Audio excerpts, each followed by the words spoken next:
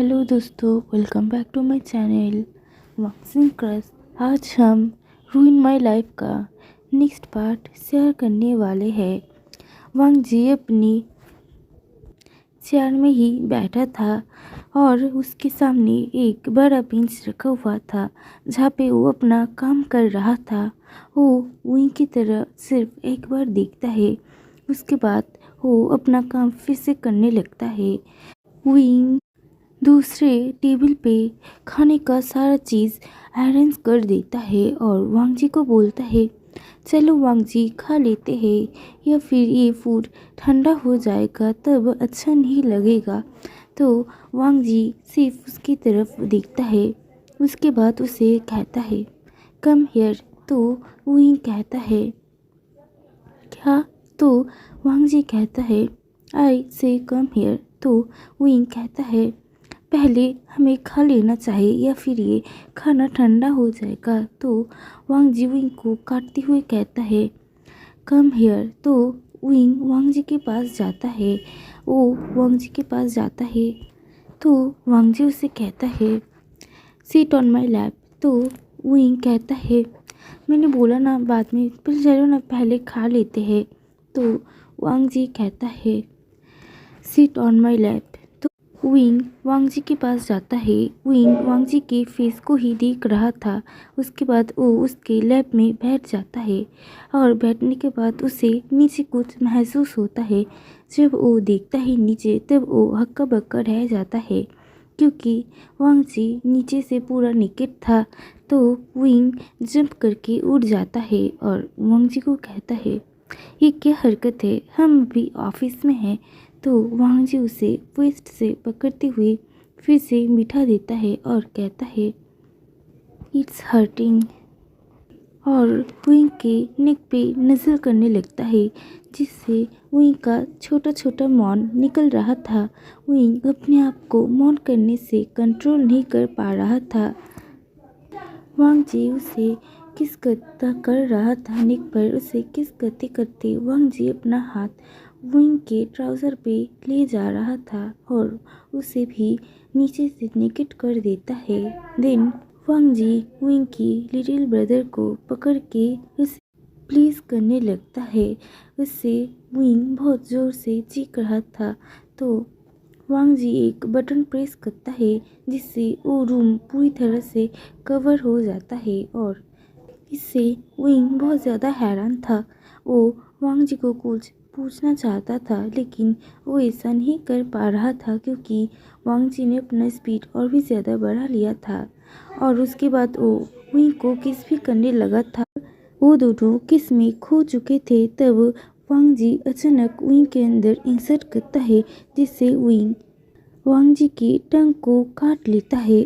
वो ये जानबूझ के नहीं गलती से करता है लेकिन वांग जी से गुस्सा हो जाता है। वो विंग के बम पे एक बहुत ज़ोर से स्लैप लगाता है। इससे विंग रोते हुए कहता है वांग जी मत करो, इट्स हर्ट। लेकिन वांग जी बात नहीं सुनता। वो लगातार विंग को हर्ट कर रहा था। ऐसे ही 20 स्लैप के बाद विंग वांग जी के बाहों में पूरी तरह से लीन हो चुका था और वांग जी भी विंग को स्लैप करना बंद कर दिया था। उसके बाद वांग जी बहुत स्पीडली मूव कर रहा था। विंग अपने आप को मौन करने से रोक नहीं पा रहा था। वो बहुत ज़्यादा ज़ोर ज़ोर से मौन कर रहा था और विंग वांग जी के नेक पे अपने चेहरे को छुपा के रखा था। वांग जी विंग के ऊपर बहुत ज़्यादा ही रफ था। ऐसे ही 3 राउंड लेने के बाद वांग जी विंग को छोड़ देता है और उसे अपना बाथरूम दिखाते हुए कहता है जाओ जाके फ्रेश हो जाओ। और उसके बाद वो अपने आप को टिश्यू से क्लीन करके खाने के लिए चला जाता है। इस बिहेवियर से विंग थोड़ा हैरान होता है लेकिन वो कुछ नहीं कहता। वैसे भी सुबह विंग के लोअर बॉडी में बहुत ज़्यादा ही दर्द था। उसे चलने में भी बहुत प्रॉब्लम हो रहा था। उसके ऊपर वो नीचे बहुत देर तक खड़ा था। उसके बाद ये 3 राउंड विंग के लिए ये बहुत ही ज़्यादा था लेकिन वो फिर भी किसी तरह से गया और अपना बात लेने के बाद वांग जी से पेन किलर के बारे में पूछता है तो वांग जी उससे एक पेन किलर दे देता है। तो विंग एक की जगह 3 पेन किलर खा लेता है। उसके बाद हंसते हुए वांग जी के पास जाता है और कहता है चलो खाते हैं। तो वांग जी कहता है मेरा खाना हो गया है। तो उसके बाद वो वहाँ से उठ जाता है। विंग थोड़ा हैरान होता है लेकिन वो ज़्यादा माइंड नहीं करता और अपना खाना कंप्लीट करने के बाद वहाँ पर रेस्ट करने के लिए जाता है। वहाँ पर एक सोफ़ा था जिसमें विंग हमेशा ही बैठकर वांग जी के लिए वेट करता था या फिर कभी कभी सो जाता था। वो विंग सब कुछ साफ करके वहाँ पर सोने के लिए जाता है क्योंकि वो बहुत ज़्यादा ही टायर्ड था। तब वांग जी कहता है आज मुझे घर लौटने में थोड़ा देर होगा तो तुम घर जा सकते हो, मैंने तुम्हारे लिए कैब बुला दिया है। तो विंग कहता है नहीं, मैं तुम्हारे साथ ही घर जाऊँगा। तो वांग जी कहता है लेकिन तुम्हें चला जाना चाहिए, मैंने तुम्हारे लिए कैब ऑलरेडी बुक कर दिया है, वो नीचे तुम्हारा वेट कर रहा है। विंग फिर से आर्ग्यू करने के लिए अपना मुंह खोलता ही है कि वांग जी कहता है बस अब और कुछ नहीं, मैंने कहा तुम जाओगे इसका मतलब तुम जाओगे। तो विंग थोड़ा अनकंफर्टेबल फील करते हुए कहता है ओके ओके, तुम अपना ध्यान रखना, मैं जा रहा हूँ। उसके बाद विंग वहाँ से चला जाता है और पूरे रास्ते कैब में वो सिर्फ यही सोच रहा था कल रात तक तो सब कुछ ठीक ही था, अचानक से वांग जी को क्या हो गया है। आई थिंक इतने दिन वांग जी ने मेरे लिए छुट्टी लिया था, इसलिए आज काम का प्रेशर कुछ ज़्यादा ही है, इसलिए वो थोड़ा ऐसा बिहेव कर रहा है, मैं कुछ ज़्यादा ही सोच रहा हूँ। ये सोचकर विंग फिर से अपने मन को डाइवर्ट करने की कोशिश करता है लेकिन वो सच में बहुत ही ज़्यादा चिंतित था कि वांग जी को ये क्या हो गया, वो ऐसा क्यों बिहेव कर रहा है। उसके बाद वो घर पहुंच जाता है और रात के डिनर के लिए वो कुछ स्पेशल बनाता है और उस डाइनिंग टेबल को वो रोज़ से और बहुत सारे कैंडल से डेकोरेट करता है और थोड़ा लाइटिंग भी ऐड करता है और शैम्पियन एंड केक भी रखता है। उसने अपने हाथों से कैंडल लाइट डिनर जैसे ही वो डिनर सेट किया था। वो बहुत ज़्यादा खुश था कि आज वांग जी आएगा तो उसे ये सरप्राइज़ देगा क्योंकि वांग जी इन कुछ दिन वो विंग के लिए बहुत ज़्यादा ही कर रहा था लेकिन विंग को ऐसा कोई चांस नहीं मिला था। तो विंग आज वांग जी के लिए बहुत कुछ करना चाहता था। वो सब कुछ तैयार करके और खुद भी तैयार होके वांग जी के लिए वेट कर रहा था लेकिन ऐसे ही वेट करते करते बहुत रात हो चुका था। नॉर्मली वांग जी थोड़ा जल्दी लौट जाता है लेकिन आज 10:30 बज चुके थे लेकिन विंग को लगता है काम कुछ ज़्यादा ही है। ऐसे ही वेट करते करते थोड़ी देर बाद बेल बजता है।